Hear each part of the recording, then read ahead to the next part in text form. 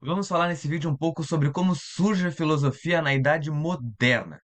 Na verdade, a gente sabe que a filosofia ela não começa nessa época, mas há uma transição considerável da forma de pensar típica da Idade Média para a Idade Moderna. Isso se deve especialmente ao humanismo e ao renascimento cultural e científico. Eu sei, vocês estão acostumados a falar disso nas aulas de história, mas a gente precisa entender um pouquinho melhor sobre como as coisas vão mudando com o tempo.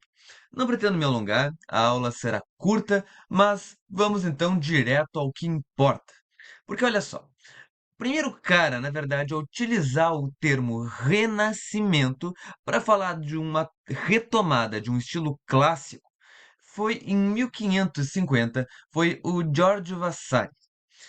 Ele vai nos dizer que o Renascimento se caracteriza justamente pelo afastamento da temática religiosa medieval e pela aproximação com as diversas temáticas e características típicas das culturas greco-romanas antigas. Bem, até aqui não é nenhum mistério, mas como o Renascimento se relaciona com o humanismo? Da seguinte forma, porque olha só, o humanismo, ele rompe com aquela visão teocêntrica. Ele passa a valorizar o ser humano, o homem em si mesmo. Ao invés de falar da miséria do homem, caído pelo pecado, que deve lidar contra os seus instintos pecaminosos para tentar alcançar uma paz interior e ser salvo, o ser humano passa a ser visto como um ser digno. Basicamente, não se trata de um ateísmo, não é isso. Mas trata-se justamente de rejeitar aquela autoridade imposta pelos costumes e pela hierarquia, eh, em favor de pensar nas virtudes, no espontâneo, na natureza do indivíduo. Basicamente, nós temos uma natureza que tem certas necessidades, certos gostos, enfim, certas vontades, né? Então, o humanismo, ele se preocupa com a condição do ser humano. Nós não somos somente seres pecaminosos nascidos para sofrer por conta desse pecado e que devem viver assim até a morte. A gente pode falar também das nossas condições, dos nossos desejos. Isso é o humanismo. E ele se relaciona porque ele é numa época, ele se valoriza numa época que é a mesma do Renascimento. Agora, olha só, o Renascimento, ele vai acabar dando uma passagem daquela escolástica comum do São Tomás de Aquino para uma filosofia que então passa a valorizar novamente o platonismo. O Platão aqui não é visto como um cara politeísta antigo.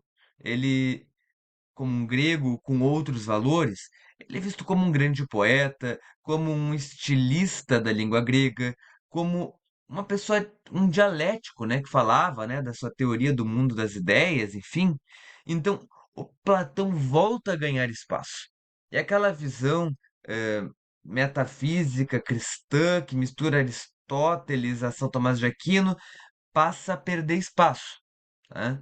Então, eh, sobre a influência de um cara que vai ser chamado de Gemisto, ele é um grande estudioso de Platão, foi criada a Academia Platônica na cidade de Florença, patrocinada por quem? Por ninguém menos do que Cosme de Médici, né?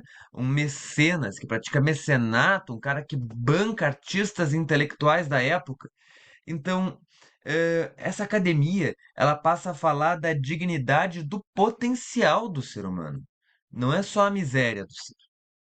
Mas olha só, a filosofia humanista que passa a se estruturar ali, ela não é inteiramente platônica. Ela tampouco é inteiramente coerente. Há vários teóricos do humanismo e nem todos nós vamos chamar de filósofos. Há alguns literatos, inclusive, que a gente passa a dizer que eles contribuíram para o humanismo, mas não necessariamente os classificamos como filósofos, tá? Então, eh, o humanismo é uma coisa, corrente, uma coisa, como eu estava dizendo, né? Muito diversa, muito diversificada, não tem essa unidade como outras correntes terão. Então, Um cara a se lembrar nesse contexto é um poeta italiano, eh, original da cidade de Arezzo, o Petrarca, tá? O Francesco de Petrarca. Esse cara vai dizer que o homem, ele é a imagem de Deus e que ele tem como função crescer e acabar controlando, né, a Terra. Na verdade, o ser humano é um ser que é dotado de uma série de habilidades, como entendimento, memória, previsão, linguagem. Nós também conhecemos as artes, a gente tem habilidades de criação, tá? Eh, Ele é capaz, o ser humano, inclusive, de admirar a beleza e servir a essa beleza, o que ele considera belo. O ser humano, ele tem razões para se alegrar com a sua existência, né? Uma vez que ele é feito, é uma criatura feita por Deus e que está no mundo para criar, para agir no mundo.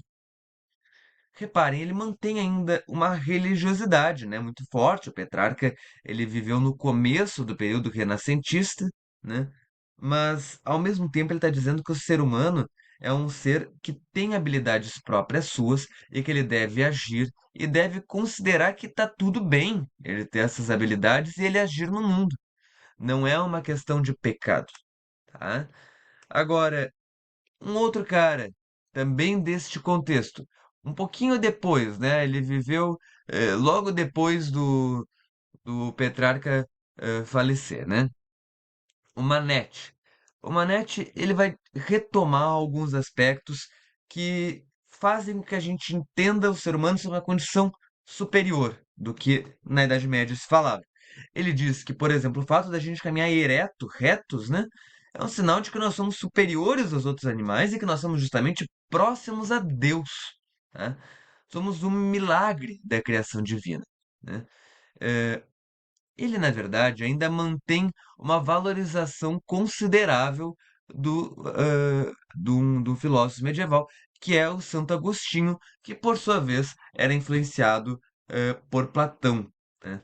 Então, o Agostinho ele comparava três potências da alma: a inteligência, a memória e também a vontade livre com a Santíssima Trindade, né? Então, o Manetti ele mantém essa perspectiva, ele na verdade acrescenta duas habilidades exclusivas, né, do ser humano na sua interpretação do Santo Agostinho. Ele fala, por exemplo, que nós somos os únicos seres pensantes e ao mesmo tempo os únicos seres que agem sobre o mundo, né? Nesse ponto, Petrarca já falava, né, da questão de ação, enfim. Agora, outro cara também desse contexto, vivendo também um pouquinho depois do Manete, é um filósofo, aí sim um filósofo italiano, que é o Giovanni Mirandola. Ele vai nos dizer o seguinte, né? Ele defende a capacidade que o ser humano tem de moldar o próprio destino e alcançar grandes feitos. Ele destaca justamente o fato de que a dignidade e o potencial que o ser humano tem, eles são inerentes a ele, tá? Então, é justamente o ser humano que vai ter liberdade de escolher seu próprio caminho e vai também afirmar que o valor, né, do ser humano não está determinado por uma natureza fixa e imutável. O ser, ele tem uma capacidade de, de se elevar, de escolher caminhos, né, aproveitando a ideia do livre-arbítrio, né, através do conhecimento que ele adquire e das virtudes que ele pratica. Então, o ser humano, ele consegue se elevar, ele consegue se elevar. Ele é um ser racional, um ser livre, é um ser que desenvolve, né, as suas capacidades. Mas olha só, se estamos falando gradualmente de poetas a filósofos, pessoas que acreditam justamente numa elevação do ser humano, temos que lembrar que ainda nesse contexto aparece um outro filósofo, na verdade um historiador, mas conhecido na filosofia, que é o Maquiavel. O Maquiavel, ele parte de um ponto totalmente diferente. Ele não está falando de um ser que tem que se ver pelas suas capacidades criativas e intelectuais e não apenas pelo pecado original. Né? O Maquiavel, ele, em algumas interpretações, é encaixado dentro do humanismo, né? Porque ele fala de uma perspectiva totalmente distinta, tá? Então, o Maquiavel ele faz uma análise histórica sobre os governantes que, em algum momento, adquiriram poder na Península Itálica, mais especificamente. Ele vai separar a política da moral. A partir de então, Maquiavel vai começar a pensar em formas de como deve ser um bom governo, como o governante ele deve fazer para se manter no poder, né? Então, para ele, o governante ele tem que ser implacável. Ele tem que fazer o que é mais adequado para se manter no poder. Ele vai falar, então, que a qualidade do ser humano é a virtude, que envolve coragem, a habilidade e também a persistência, né?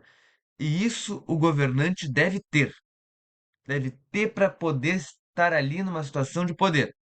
Ele vai publicar um livro que está mais para um manual, que é O Príncipe, por favor, não confundir com O Pequeno Príncipe, livros totalmente distintos, que é o seguinte: no século seis, seis não, perdão, 16, eh, ele vai dizer que nesse tratado, né, que o governante ele deve de alguma forma manter-se no poder. Como? Se ele puder de alguma forma ser amado, ótimo. Mas se ele tiver que ser temido, não é o ideal, mas tudo bem. Ele vai se manter no poder. Ele vai dar várias dicas, como por exemplo, governante, tu conquistou aquela região, dá uma voltinha lá, passa por lá para a população te conhecer ali. Coloca tropas dessa forma, mantém ministros desse jeito, enfim, ele dá uma série de dicas, tá?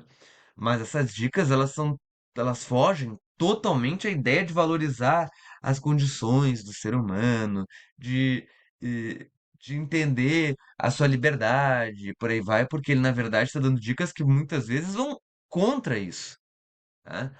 Ele vai botar como um problema a relação do ser humano com o ser humano e a forma que se deve fazer para manter a estabilidade entre eles. É por isso que muitos definem que o humanismo dele é um humanismo sério e não um humanismo interior. É um humanismo sério que se preocupa não tanto com a moralidade do governante, mas com a ordem para manter a estabilidade das relações entre os seres humanos, tá? Então, esse é um humanismo maquiavélico, né? É um humanismo que tem relação com a estabilidade do governante e com a relação do homem com o homem, tá? Eu não gosto de usar muito homem em homem, eu prefiro ser humano com ser humano porque ainda assume uma perspectiva sexista, né, assim. Mas apenas usando termos tradicionais, tá? De homem com homem, porque é assim que é falado nessas análises. Então, gente, eh, espero que tenha ficado claro para vocês como isso tudo rompe, né, com aquela perspectiva medieval de entender o ser humano como um ser pecaminoso, sem condições de fazer mais, porque ele tem apenas que lidar com a sua vida para tentar fugir, né, do inferno e alcançar a salvação eterna. É um ser humano que, por mais que a semelhança de Deus, por mais que feito como uma criação divina, é um ser humano que, na base do humanismo, eh, digamos assim, mais original, é, ele é mais do que isso. É um ser com potências. É um ser que pode agir, que pode criar. É um ser e se entende como superior a outros animais. É um ser que tem condições e necessidades específicas. E no humanismo sério, é um ser que deve se preocupar a como se relacionar com o outro, como manter a estabilidade, a ordem, né, entre suas relações. Tá? Então, por hoje, é isso. Até mais, gente.